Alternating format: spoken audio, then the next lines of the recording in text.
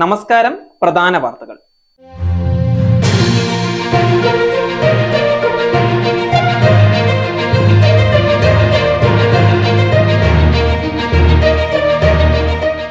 കൊച്ചിയിൽ അതിതീവ്ര മഴ, റോഡുകൾ മുങ്ങി, കളമശ്ശേരിയിൽ വെള്ളക്കെട്ട് രൂക്ഷം.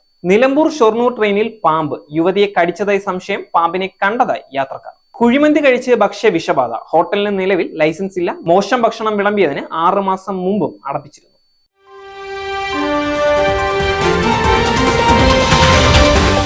വാർത്തകൾ വിശദമായി.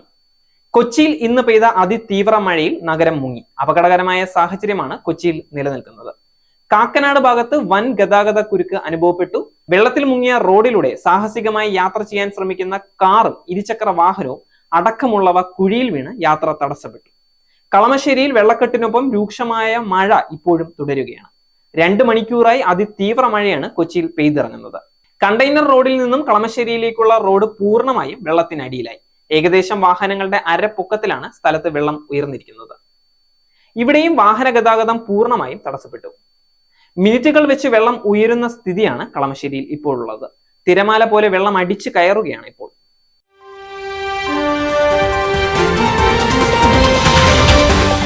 നിലമ്പൂർ ഷൊർണൂർ പാസഞ്ചർ ട്രെയിനിൽ വെച്ച് യുവതിയെ പാമ്പ് കടിച്ചതായി സംശയം. ആയുർവേദ ഡോക്ടർ ഗായത്രിക്കാണ് പാമ്പ് കടിയേറ്റതായി സംശയിക്കുന്നത്. ട്രെയിനിന്റെ ബർത്തിൽ കിടക്കുകയായിരുന്നു ഗായത്രി.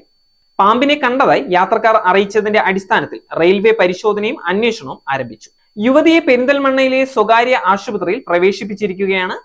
ട്രെയിൻ നിലമ്പൂരിലെത്തിയ ശേഷം വനം വകുപ്പ് RRT സംഘം കമ്പാർട്ട്മെന്റിൽ പരിശോധന നടത്തി. എന്നാൽ വനം വകുപ്പ് നടത്തിയ പരിശോധനയിലും പാമ്പിനെ കണ്ടെത്തിയില്ല.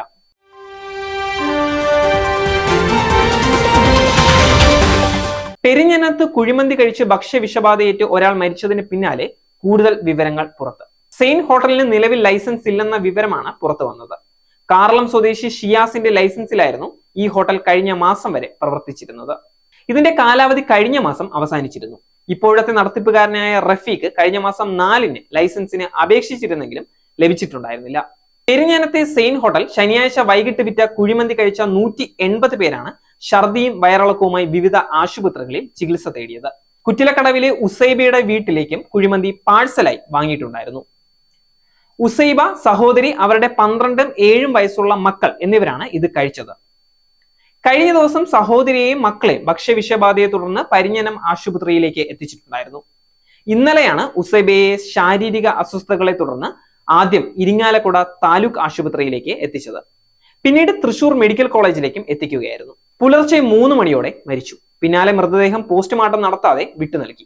കാലത്ത് മൃതദേഹം വീട്ടിലേക്ക് എത്തിച്ചു. ജനപ്രതിനിധികളും പോലീസും ഇടപെട്ടാണ് മെഡിക്കൽ കോളേജിലേക്ക് തിരിച്ചയച്ചത്. മോശം ഭക്ഷണം വിളമ്പിയതിന് 6 മാസം മുമ്പ് സെയിൻ ഹോട്ടൽ അടപ്പിച്ചിട്ടുണ്ടായിരുന്നു. നേരിന്റെ വാർത്തകൾ നിങ്ങളുടെ വിരൽത്തുമ്പിൽ എത്താനായി സാക് ന്യൂസ് ചാനൽ സബ്സ്ക്രൈബ് ചെയ്തും ഷെയർ ചെയ്തും ഒരു ശരിയായ മാധ്യമ നിലപാടിനൊപ്പം നിൽക്കാൻ ഞങ്ങൾ നിങ്ങളെ ക്ഷണിക്കുന്നു.